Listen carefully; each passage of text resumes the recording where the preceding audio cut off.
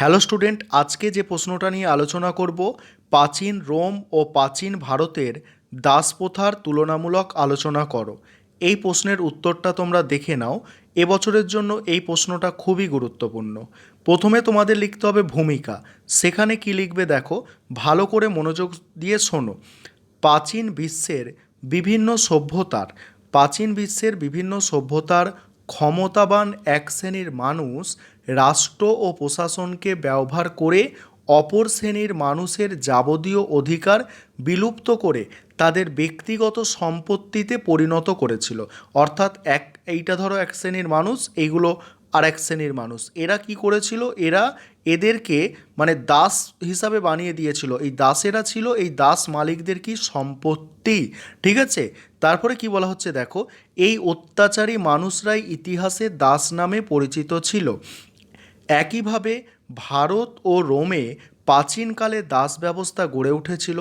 এই দুই ব্যবস্থার মধ্যে কিছু মিল ও অমিল ছিল, যা নিম্নে আলোচনা করা হলো।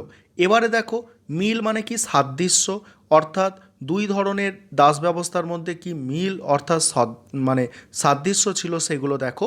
প্রথম পয়েন্ট, কৃতদাস সংগ্রহ।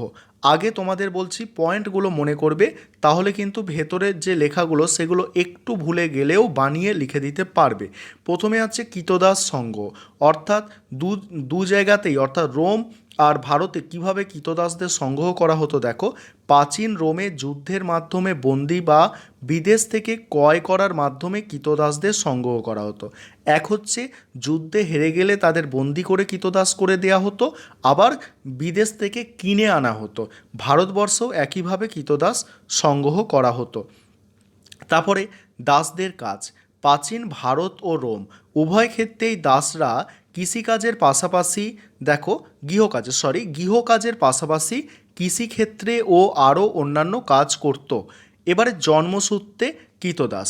প্রাচীন রোম ও ভারত উভয় জায়গায় কৃতদাসদের সন্তানরা জন্মসূত্রে উক্ত মালিকের দাসে পরিণত হতো। অর্থাৎ একজনের মানে বাবা যদি কৃতদাস থাকতো, সে মারা গেলে তার সন্তান অর্থাৎ পুত্রও কিন্তু কৃতদাস হয়ে যেত। তারপরে দেখো অত্যাচার, কিভাবে তাদের অত্যাচার করা হতো দু জায়গায় দেখো।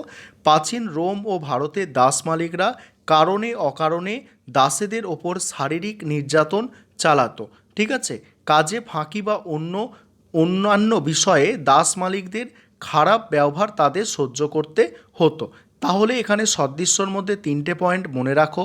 এক নম্বর পয়েন্ট হচ্ছে কৃতদাস সংগ্রহ, কিভাবে কৃতদাস সংগ্রহ করা হতো। এক তো বললাম যুদ্ধের মাধ্যমে, আরেকটা হচ্ছে বিদেশ থেকে কিনে আনা হতো। দু জায়গায় এভাবে সংগ্রহ করা হতো। দাসেদের কাজ, তাদের মানে গৃহ কাজের পাশাপাশি অন্যান্য কাজ করিয়ে নেওয়া হতো। জন্মসূত্রে কৃতদাস দু জায়গায় মানে মানে তার বাবা যদি কৃতদাস থাকে, পরবর্তীকালে তার সন্তানকেও সেই মালিকের কৃতদাস হতে হবে। অত্যাচার, দু জায়গায় দাসদের ওপর প্রচণ্ড অত্যাচার করা হতো। এই ছিল এইগুলোর মধ্যে মিল। এবারে বৈসাদৃশ্য বা অমিল কোথায় কোথায় আছে দেখো। ব্যাপকতা। প্রাচীন রোমে দাস প্রথার ব্যাপকতা লাভ করেছিল। এখানে মোট জনসংখ্যার 40% ছিল কৃতদাস। ভারতে দাস প্রথা ততটা ব্যাপকতা লাভ করেনি। ভারতীয় সমাজ দাস প্রথার ওপর নির্ভরশীল ছিল না। তারপরে বলা হচ্ছে দেখো অর্থনৈতিক নির্ভরতা। রোমে সামগ্রিকভাবে দাসেদের উৎপাদন ব্যবস্থা তথা অর্থনৈতিকে দাসরা নিয়ন্ত্রণ করত। আরেকবার শোনো, রোমে সামগ্রিকভাবে দেশের উৎপাদন ব্যবস্থা তথা অর্থনীতিকে দাসরা নিয়ন্ত্রণ করত। অপরদিকে প্রাচীন ভারতে দাস প্রথা থাকলেও এখানে কৃষকরা উৎপাদন ও শিল্পের কাজে নিযুক্ত ছিল। তারপরে রাষ্ট্রীয় আয় দেখো। প্রাচীন রোমের সরকার দাস রাখার জন্য দাস মালিকদের কাছ থেকে কর আদায় করত, অর্থাৎ ট্যাক্স নিত। দাস যে রাখবে সেই দাস মালিকের কাছ থেকে। তবে ভারতে দাস মালিকদের কাছ থেকে এই রকম কোনো কর আদায় করা হতো না। তারপরে বলা হচ্ছে দেখো জীবনযাত্রা। রোমান কৃতদাসদের জীবনযাত্রা বদ্ধ প্রকৃতির ছিল। তাদের কোনো রকম স্বাধীনতা ছিল না ব্যক্তিগত জীবনে। তবে তুলনামূলকভাবে ভারতে দাসদের জীবন সুখের ছিল। অনেক সময় দাস মালিকরা তাদের সঙ্গে পরিবারের লোকের মতো আচরণ করত। তাহলে এখানে বৈসাদৃশ্যের ক্ষেত্রে 4টে পয়েন্ট কি মনে রাখতে হবে। এক হচ্ছে ব্যাপকতা, অর্থাৎ এখানে রোমে যেমন ব্যাপক আকার ধারণ করেছিল, ভারতে দাসপ্রথা অতটাও ব্যাপক ছিল না। অর্থনৈতিক নির্ভরতা, তারপরে হচ্ছে রাষ্ট্রীয় আয়, অর্থাৎ দাস মালিকদের কাছ থেকে রোমে ট্যাক্স নেওয়া হতো বা কর নেওয়া হতো, কিন্তু ভারতে সেটা করা হতো না।